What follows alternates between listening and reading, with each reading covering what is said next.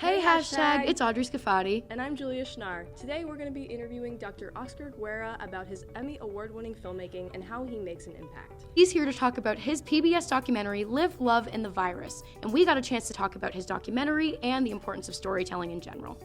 Hi Q30, I'm here with Dr. Guerra, and now I'm going to ask him some questions. What is so important about telling stories that you shared in this film? Well, thank you so much for having me, Of course. first of all. I think that we're all storytellers, regardless of what type of stories we tell. I think that just the fact that we're able to share a story and to share this experience is just fascinating. It's so gratifying. In my case, particularly, I try to do a lot of stories about immigration, because that's one of the themes that I've worked with. But just about, what it means to be a human, try to connect at a human level. Those are the type of stories that I feel very inclined to do. Maybe you and I are very different, but they're one way that we're going to be able to connect. So finding that one element, I think that's worth pursuing in any type of story. That's amazing. Great answer to that. You talked about a lot of power in media and filmmaking and how it all goes together. How does that play into what you make?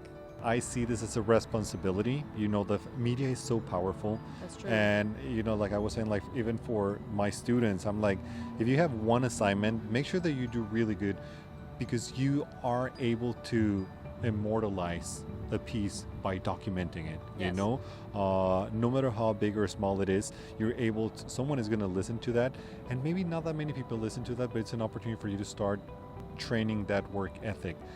Not right now, like you guys are working with little projects, but I'm assuming that in 5-10 years I'm going to be seeing your name, like out there, like being a big producer or an anchor. Yeah. And everything starts little, but it starts. It adds up. It adds up, and that's why media is so powerful, because that's the way in which we communicate. Like especially nowadays, it's oral stories all the time, and the rise of documentary. Yes, because I love documentaries. It's a privilege to be able to do that. Yeah, that's amazing. Awesome. My last question was, what is some advice that you have for young filmmakers, people who want to start out? What's your advice to them? So the first piece of advice is make it personal.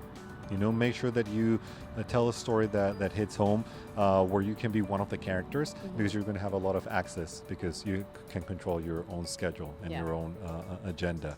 The second thing that I mentioned is that you have to be very open to constructive criticism. Sometimes it's hard at the beginning, because you're like, man, I produced this amazing piece and it's the best thing ever.